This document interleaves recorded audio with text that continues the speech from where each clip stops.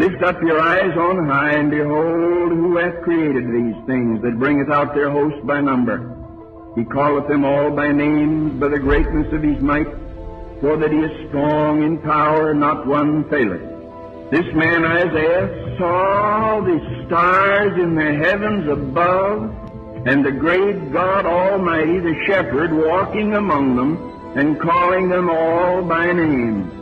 And if you're not afraid that your head will split open with the effort, try to conceive the infinite number of stars that dot the heavens above, and then think of God leading the stars as a shepherd leads his flock, and calling them every one by name, and not one of them faileth. This is our God. And my brethren, God calls us to magnify Him.